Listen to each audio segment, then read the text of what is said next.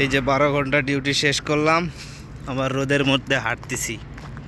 কি রোদের তাপ, 45 ডিগ্রি রোদের তাপ।